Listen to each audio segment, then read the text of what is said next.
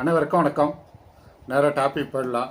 இப்போ நம்ம பார்த்துட்டு இருக்க டாபிக் பார்த்தீங்கன்னா, இந்த காலாண்டில் அதாவது 1/4/2026 30/6/2026 வரை இந்த காலாண்டில் உள்நாட்டு முதலீட்டாளர்கள், அதாவது டிஐஸ்ன்னு சொல்லுவாங்க, அவங்க வாங்கிய பங்குகளை பார்ப்போம். அதற்கு முன்னாடி பார்த்தீங்கன்னா, நான் ஒரு செபி ரிஜிஸ்டர்ட் அட்வைசர் கிடையாது.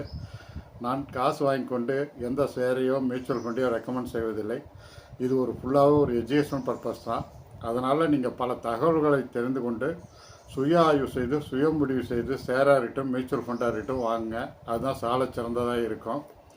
இப்போ பார்த்தா உள்நாட்டு முதலீட்டாளர்கள் அப்படின்னு பார்த்தீங்கன்னா யாரான்னு பார்த்தீங்கன்னா, mutual funds and insurance companies, banks, pension funds and financial institution, இந்த மாதிரி இருக்கவங்க தான் உள்நாட்டு முதலீட்டாளர்கள் என்று கூறுகிறோம். உள்நாட்டு முதலீட்டாளர்கள் வாங்கிய முதல் பங்கு பார்த்தீங்கன்னா JSW இன்ஃப்ராஸ்ட்ரக்சர். இந்த கம்பெனி பார்த்தீங்கன்னா போர்ட் அண்டு லாஜிஸ்டிக் பிஸ்னஸ் செய்து லாபத்தை ஈட்டி வருகிறது.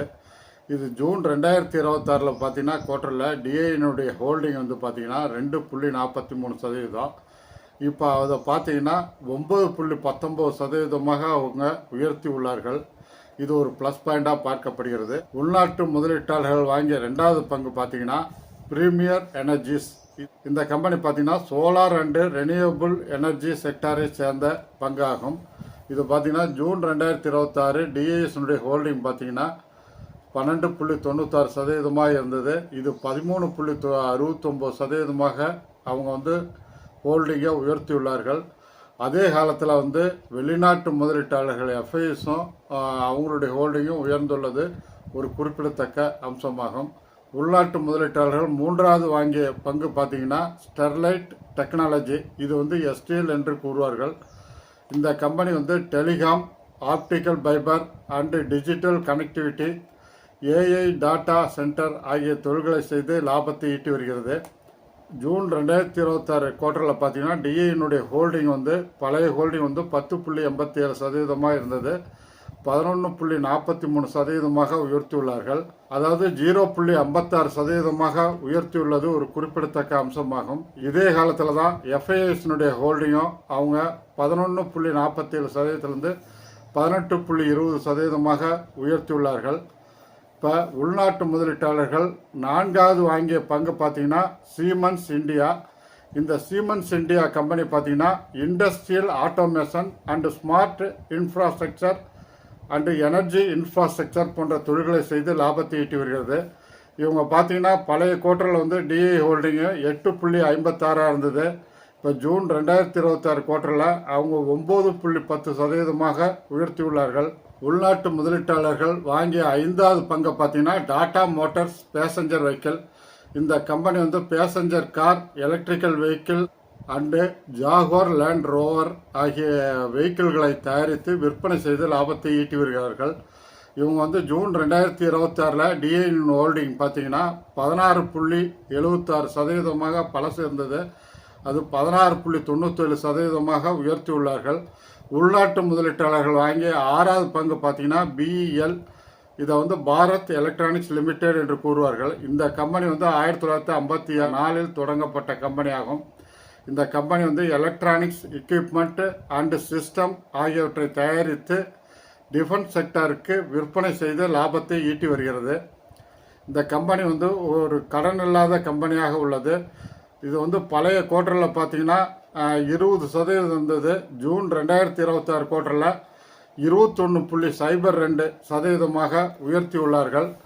உள்நாட்டு முதலீட்டாளர்கள் வாங்கிய ஏழாவது பங்கு பார்த்தீங்கன்னா ஹெச்டிஎஃப்சி பேங்க்கு. இந்த பேங்கை பற்றி நம்ம பல முறை வீடியோவில் பார்த்துட்டோம். இந்த ஹெச்டிஎஃப்சி பேங்க் பார்த்தீங்கன்னா பிரைவேட் செக்டார் பேங்க் ஆகும். இந்த ஹெச்டிஎஃப்சி பேங்க் இந்தியாவிலேயே 3வது லார்ஜஸ்ட் பிரைவேட் பேங்க்கு. உலகத்தில் பார்த்தீங்கன்னா 10வது இடத்துல இருக்குது. இதனுடைய மார்க்கெட் கேபிடலைசேஷன் பார்த்தீங்கன்னா 11,26,427 கோடி ஆகும். இது பழைய குவார்ட்டரில் பார்த்தீங்கன்னா 40.14 இருந்தது. ஜூன் 2026 முடிவடைந்த குவார்ட்டரில் 41.75% இந்த ஹோல்டிங்கை அவங்க உயர்த்தியுள்ளது இந்த கம்பெனிக்கு ஒரு ப்ளஸ் பாயிண்ட் ஆகும். உள்நாட்டு முதலீட்டாளர்கள் வாங்கிய எட்டாவது பங்கு பார்த்தீங்கன்னா டாடா பேட்டன் இந்தியா லிமிடெட். இந்த கம்பெனி டிஃபென்ஸ் ஏரோஃபேஸ் எலக்ட்ரானிக்ஸ் துறையில் தொழில்களை செய்து லாபத்தை ஈட்டி வருகிறது. ஜூன் 2026 குவார்ட்டரில் பார்த்தீங்கன்னா டிஏனுடைய ஹோல்டிங்கை பழைய ஹோல்டிங் வந்து 11.68% இருந்ததை 11.98% உயர்த்தி உள்ளார்கள். இந்த டாடா பேட்டர்ன் வந்து சுருக்கமாக பார்த்தீங்கன்னா இதனுடைய டோட்டல் ரெவென்யூ, நெட் ப்ராஃபிட்டு, ஸ்டாக்கினுடைய சிஏஜிஆர் அண்ட் ஆர்ஓஇ பார்த்தீங்கன்னா ஏர்முகமாக இருக்குது. இதை ஃபஸ்ட்டு டோட்டல் ரெவன்யூ பார்த்தீங்கன்னா 10 இயர்ஸில் 36% இவங்க ஏர்முகமாக உள்ளது. 5 இயர்ஸில் பார்த்தீங்கன்னா 33% ஏர்முகமாக உள்ளது. 3 வருஷத்தில் பார்த்தீங்கன்னா 27% இதனுடைய டோட்டல் ரெவன்யூ ஏர்முகமாக உள்ளது. 1 இயரில் பார்த்தீங்கன்னா 34% இதனுடைய டோட்டல் ரெவன்யூ உயர்ந்துள்ளது. இதனுடைய நெட் ப்ராஃபிட் பார்த்தீங்கன்னா 10 இயர்ஸில் 77% நெட் ப்ராஃபிட்டாக நிகர லாபம் உயர்ந்துள்ளது. மிகப்பெரிய ப்ளஸ் பாயிண்ட் ஆகும். 5 வருஷத்தில் பார்த்தீங்கன்னா 35% டோட்டல் நெட் ப்ராஃபிட் உயர்ந்துள்ளது. 3 வருஷத்தில் பார்த்தீங்கன்னா 26% நெட் ப்ராஃபிட் உயர்ந்துள்ளது. 1 இயரில் பார்த்தீங்கன்னா 26% இது நெட் ப்ராஃபிட்டு உயர்ந்துள்ளது. இதனுடைய ஸ்டாக்கு சிஏஜிஆரை பார்த்தீங்கன்னா 3 வருஷத்தில் 28% கூட்டு வட்டியாக லாபம் கொடுத்துள்ளது. 1 இயரில் பார்த்தீங்கன்னா 80% இது நமக்கு கூட்டு வட்டியாக லாபம் கொடுத்துள்ளது. ஆர்ஓஇ பார்த்தீங்கன்னா 10 இயர்ஸ்லையும் 5%, 5 வருஷத்துலையும் 5%, 3 வருஷத்துலையும் 5%, 1 இயர்லையும் பார்த்தீங்கன்னா 15% உள்ளது. ஆர்ஓஇ பொறுத்தவரை கடந்த 10 வருடமாக 15% இருப்பது மிகப்பெரிய ப்ளஸ் பாயிண்ட் ஆகும். உள்நாட்டு முதலீட்டாளர்கள் வாங்கிய 9ஆம் பங்கு பார்த்தீங்கன்னா ஜென் டெக்னாலஜி. இந்த கம்பெனி வந்து டிஃபென்ஸ் டெக்னாலஜி செக்டாரை சேர்ந்த கம்பெனி ஆகும்.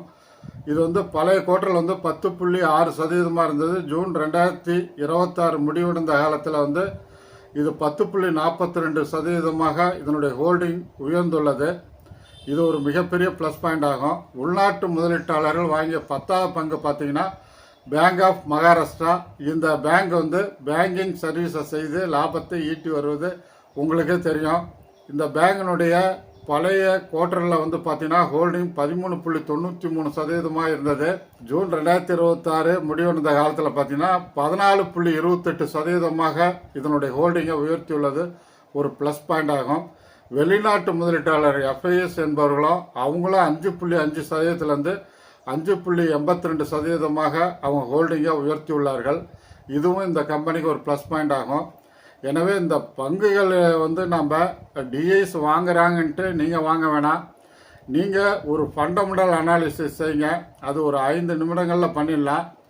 நீங்கள் மணி கண்ட்ரோல் அண்டு ஸ்க்ரீனரில் போய் பார்த்து அதனுடைய 9 பாயிண்ட்டு கரெக்டாக இருக்குன்னு பார்த்துட்டு நீங்கள் பல தகவல்களை சேர்த்து சுய ஆய்வு செய்து சுய முடிவு செய்து நீங்கள் பங்குகளை வாங்க. அதுதான் சரியாக இருக்கும்.